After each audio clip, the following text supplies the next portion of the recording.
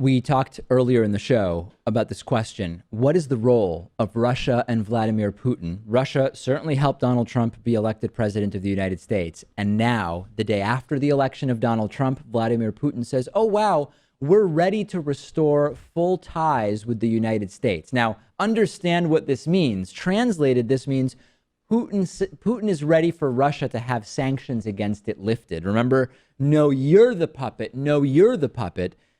Vladimir Putin is going to run circles around this 70-year-old who has no experience in anything related to what he's going to be thrown into in January of 2017.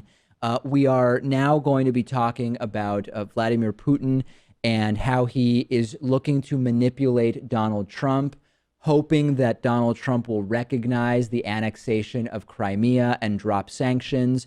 I really don't get this because it exposes Trump to then be accused of being soft on Russia. And we know that that's not something that Donald Trump wants to be accused of.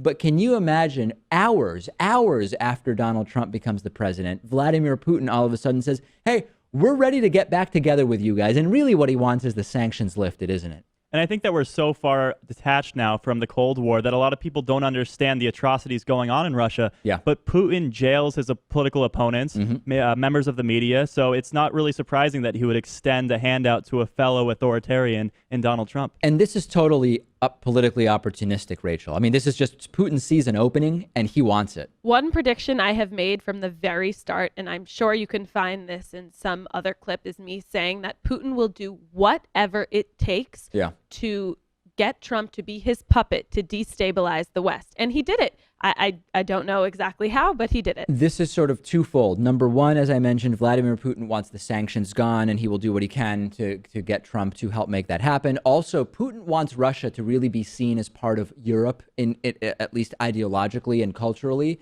So Putin can use Trump to restore ties with the U.S. if he can convince him to do that, and if nobody sort of talks sense into him. Then Trump brings Putin back into the whole European milieu. Putin's ego grows even more. And next thing you know, Vladimir Putin is considered a sort of legitimate leader that we shouldn't be scared of. But also, what vulnerabilities is this going to expose us to in cyberspace? I've been worrying about that a lot. I mean, but don't worry. Baron Trump is so good with computers. Cyborg. He is going to just take care of internet security. You saw him on stage there with Donald Trump, and he's going to kill it. He's the new director of the NSA. I can't help but feel that Putin is just going to make Donald Trump look really, really weak. And Putin lives and breathes this. Donald Trump at 70 is getting intelligence briefings for the first time. Vladimir Putin has been involved in security and in politics for so long, former KGB agent, etc. Russia is going to play Trump like a violin, and we are going to be here to see it happen.